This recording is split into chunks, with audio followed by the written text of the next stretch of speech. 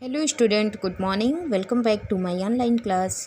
Student, आज हम Hindi second lesson 1 के क्वेश्चन आंसर राइट करेंगे।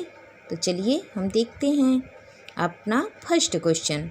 भाषा किसे कहते हैं, इसके कितने रूप हैं, उदाहरण सहित स्पष्ट कीजिए। तो चलते हैं हम लोग भाषा, हम लोग को तो पता ही है भाषा किसे कहते हैं। तो चलिए हम इसका आंसर स्टार्ट करते हैं। आप अपने नोट्स में अच्छी राइटिंग में राइट करेंगे और तुरंत लर्न करेंगे। तो भाषा किसे कहते हैं? भाषा वह साधन है जिससे मनुष्य अपने मन के भाव और विचारों को बोलकर तथा लिखकर प्रकट करता है और दूसरे के विचारों को सुनकर और पढ़कर ग्रहण करता है। तो आप इतना पूरा अच्छी राइटिंग में इसका आंसर राइट करेंगे। तो फिर उसके बाद पूछा गया है कि भाषा के कितने रूप हैं। तो भाषा के आप हेडिंग डालोगे भाषा के रूप, फिर उसके आगे लिखेंगे भाषा के 2 रूप हैं, मौखिक भाषा, लिखित भाषा। मौखिक भाषा एग्जाम्पल भी पूछा गया है।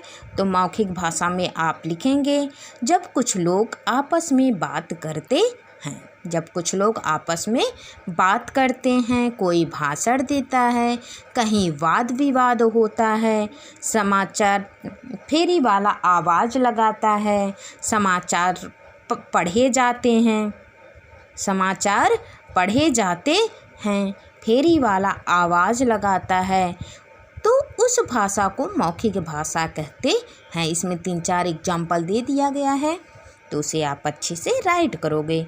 लिखित भाषा, लिखित भाषा पत्र, लेख आदि के द्वारा अपने विचारों से परिचित कराना लिखित भाषा के अंतर्गत आता है। इसमें बस इतना ही आप राइट करेंगे।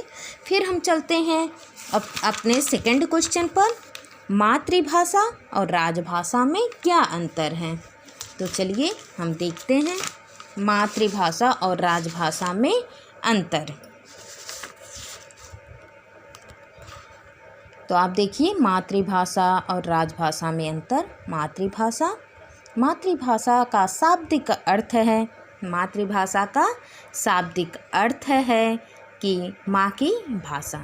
मातृभाषा का शाब्दिक अर्थ क्या होता है? माँ की भाषा। और माँ की भाषा बच्चा किससे सीखता है? जो बच्चा अपनी माँ से सीखता है। मातृभाषा का शाब्दिक अर्थ है कि माँ की भाषा, जो बच्चा अपनी माँ से सीखता है। तो देखते हैं हम राजभाषा क्या है। राजभाषा से तात्पर्य उस भाषा से होता है। राजभाषा से तात्पर्य, राजभाषा से तात्पर्य क्या होता है? राजभाषा से तात्पर्य उस भाषा से होता है जो सरकारी कामकाज के लिए प्रयुक्त होता है। राजभाषा से तात्पर्य उस भाषा से होता है जो सरकारी कामकाज के लिए प्रयुक्त होता है। सेकंड हम देखते हैं मातृभाषा का प्रयोग विशेष जन समुदाय, विशेष जन समुदाय द्वारा सीमित रूप में होता है। मातृभाषा का प्रयोग विशेष जन समुदाय द्वारा सीमित रूप में होता है। और राजभाषा का प्रयोग विस्तृत भूभाग में विशाल जनसमूह द्वारा होता है।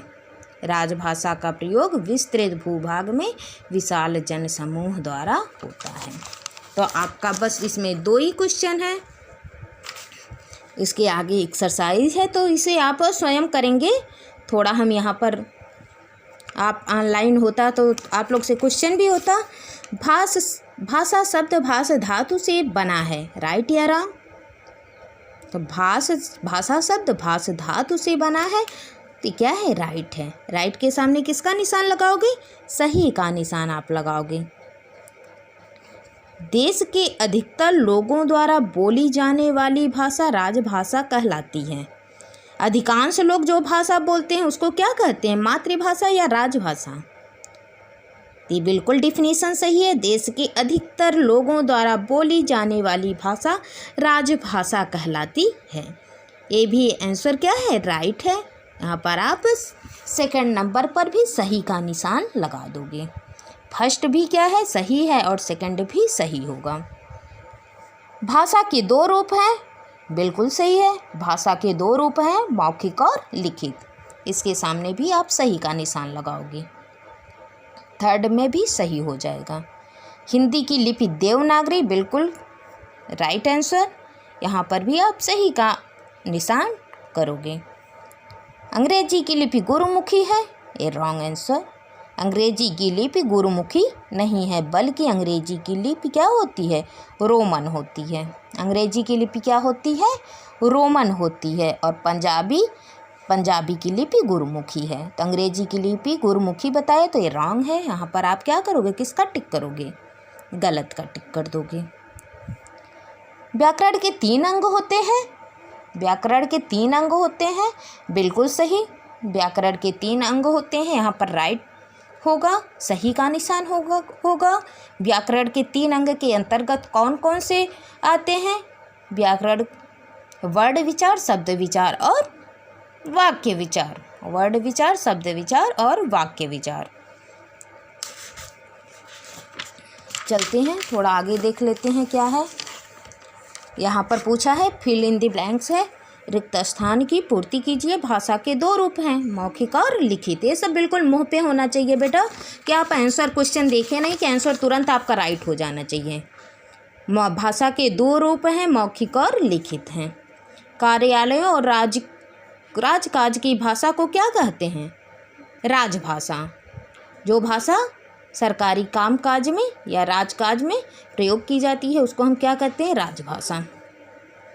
भाषा का बोली होता है, भाषा का क्या होता है, भाषा का बोली है।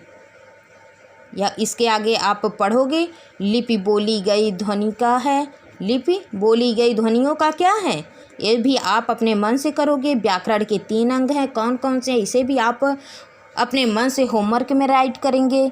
फिर शब्द विचार के अंतर्गत किसका अध्ययन किया जाता है, मौखिक ध्वनियों को लिखने के लिए प्रयोग किए जाने वाले चिन्हों को कहते हैं।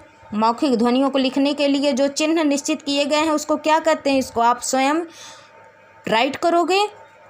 प्रतिवर्ष सितंबर को के रूप में मनाया जाता है, सितंबर को प्रतिवर्ष क्या मनाया जाता है, किस सितंबर को कौन सा क्या हम मनाते हैं, इसको आपको राइट करना होगा। व्याकरण के आधार पर भाषा का रूप तय होता है, व्याकरण के आधार पर भाषा का कैसा रूप तय होता है, ये आप स्वयं राइट करेंगे। आज बस इतना ही, थैंक यू।